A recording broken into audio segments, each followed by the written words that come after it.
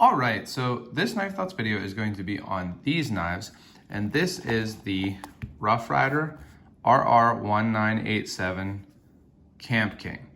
And the first thing I want to say about these knives here is a huge thank you to Eddie T, who sent these to me pretty much to do what I wanted with them. So I want to talk about that for a second.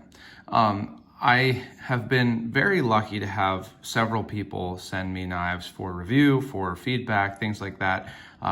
Companies is one thing that's really great. I love that also. But individuals sending knives is something that really kind of, to be honest, touches my heart. And the reason for that is because, you know, if you watch knife videos, if you are a knife enthusiast, I know how much, you enjoy these knives. And so for people to put their trust in me that they can send me these knives and, I will respect them. I will not, do anything that will, hurt the knife, and that I will send it back to them if that's what, they want, or that I will, find some good use for them, like what Eddie requested here.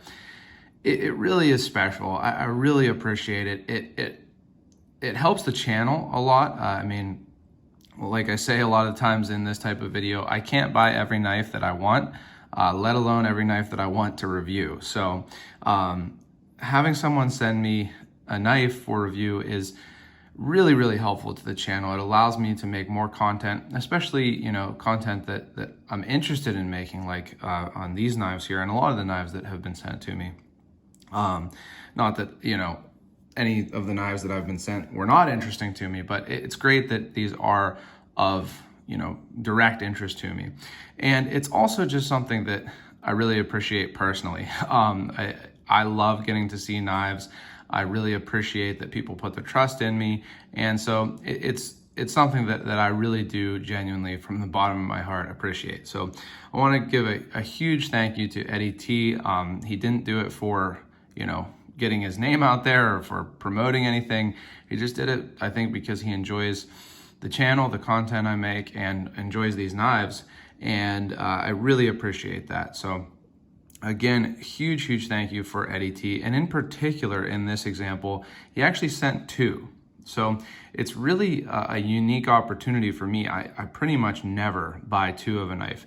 The only other times I can think of is one time I bought, I think 4 or 5 bird caracaras for my wedding gift, for some wedding gifts. And then I bought a bunch of Kershaw thistles because they were super cheap and I wanted to give them away as gifts.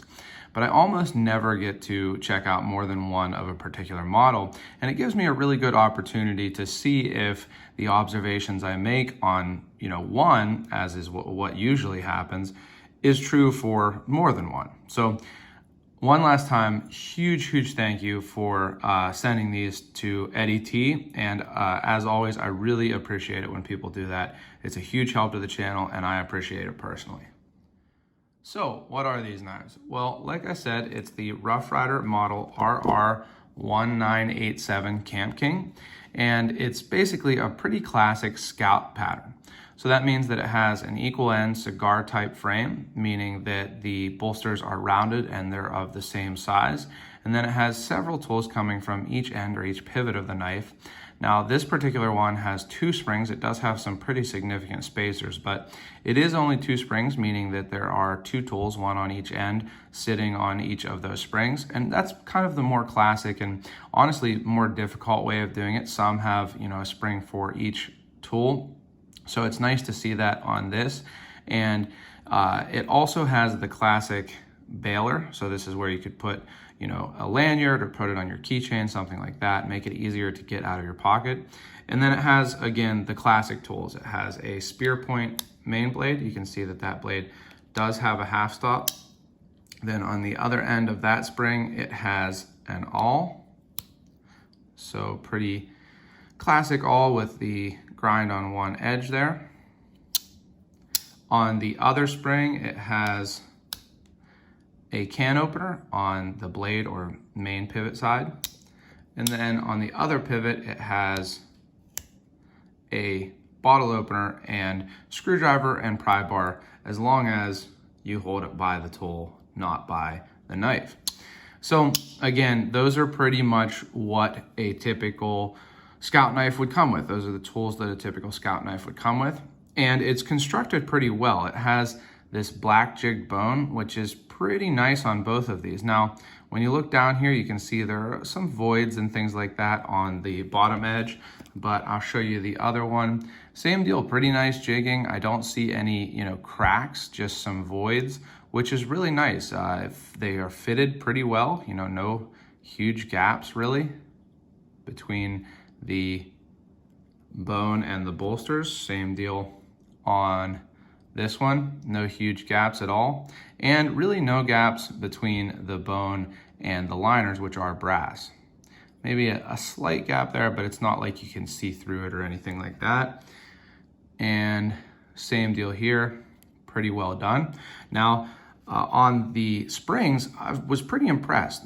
As you can see, they're not, perfectly 100%, atoms up against atoms type gapless. There are some slight gaps there, but nothing so big that, there's clearly light visible through.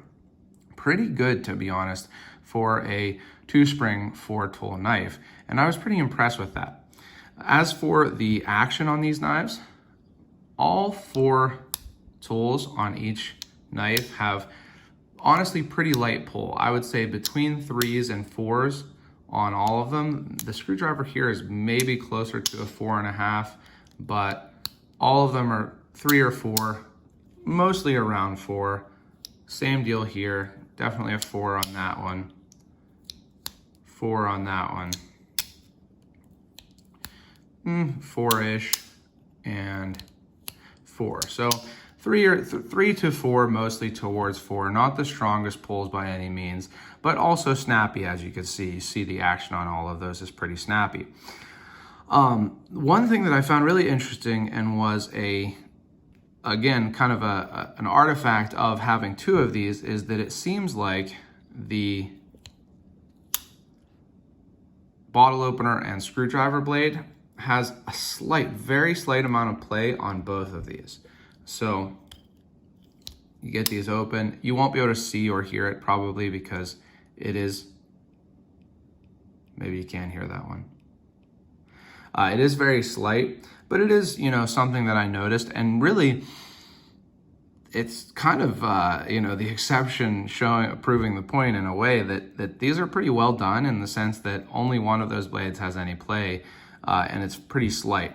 Now, if this were a GEC at 10 times the price, which is what I would expect a GEC with this many tools to be, I wouldn't be that happy with that. But being that it's not that, it's not a huge deal to me. Rather, I'm kind of more impressed that all of the other blades are tight and still have good snap.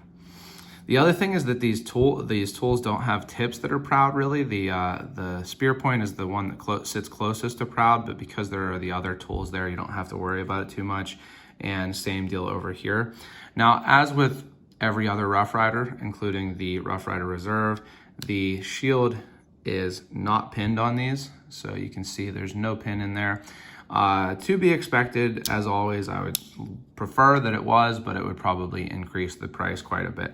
So overall, these are really high quality. I was actually really impressed. That's the first thing I said to Eddie after I opened these was how impressed I am with the quality of these knives.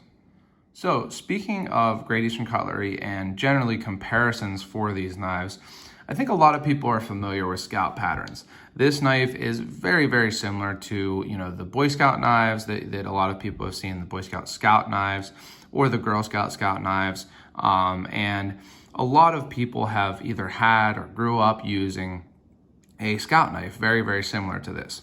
So it can be pretty nostalgic, I think, for a lot of people to have a knife that's very similar to one, again, that they grew up using or that they used in the Scouts and things like that. And that's a really nice thing. It's something that you don't get a whole lot from something like Great Eastern Cutlery. This is the only Scout type knife that Great Eastern Cutlery has made. This is the Texas Kamp knife. And as you can see, it's similar. It has an equal end cigar type shape, where the bolsters are the same size and rounded on each end. It does have the bail. It has close to the same tools, not exactly. This one has a clip point main blade, then also a sheet foot blade.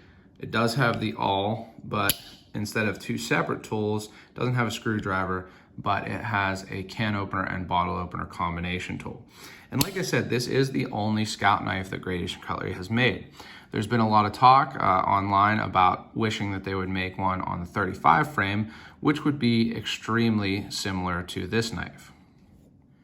So to give you a comparison to that 35 frame from GEC, here is a 35 Churchill, which was the first version of the 35 done.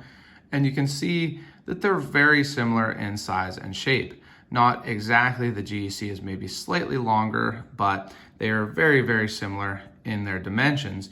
And a lot of people have kind of wished for or hoped for a scout pattern made on, or a scout knife made on this number 35 pattern. I think it would be really great, and I hope it comes to fruition. I think that it's relatively unlikely, unfortunately, just due to what I've heard about the background of a scout pattern actually being designed, or a scout knife being designed for this pattern and then kind of being abandoned. So it's unfortunate because I think it would make a really great knife.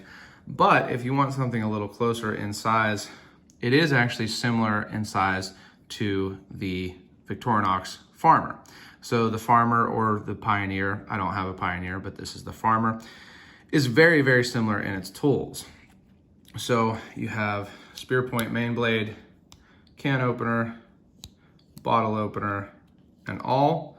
And on the Farmer, you have bottle opener, screwdriver, can opener, screwdriver, main blade, and awl. So very, very similar, and also similar in size and shape. Now, the Farmer actually also has a saw, but the Pioneer is more similar. I just don't have that one. So if you haven't had a scout pattern, a traditional scout pattern, the Pioneer, the Victorinox Pioneer, is a good comparison for both size and tools. So something to consider if you're interested in this knife. That gives you a really good comparison. And I think that, like I said, it's a nice thing because Gradation Cutlery really hasn't made a scout knife in a medium or kind of normal size, as this Texas Kamp knife is very much not normal sized, although I love it. They haven't really made a normal size scout knife. So if it's something you want, I think that this might be a good option, especially as a user. So speaking of this knife as a user, I want to talk about the price a little bit. Now, this knife is about $15, and that again is much less expensive than a Gradation Cutlery knife or even a Case knife. Case does have some scout patterns, not again exactly in this size as far as I believe, although I haven't had one. But it's an inexpensive knife. It's a lot less than either a Case and especially a Gradation Cutlery would be with these features. Of course, it's not really the same type thing. It is made, overseas rather than being made in the USA.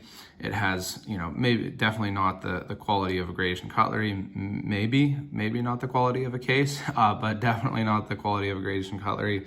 So it's a different thing, but I think that makes it a great user. If you can get a $15 scout knife, you can put it in your pocket or in your backpack or in your bag and have a knife that has a lot of usefulness with all these tools and is also probably something that, might be nostalgic to you, like I said. Now, an interesting thing when I was looking, around about this knife, I can't find it on Smoky Mountain Knife Works. In fact, I can't find it at all. Normally when a Rough Rider knife goes out of stock, it is, still you can find it on Smoky Mountain Knife Works. It just shows it's out of stock. I can't find this one at all. I even watched one of their videos on this knife and clicked on the link and it goes to an empty page basically.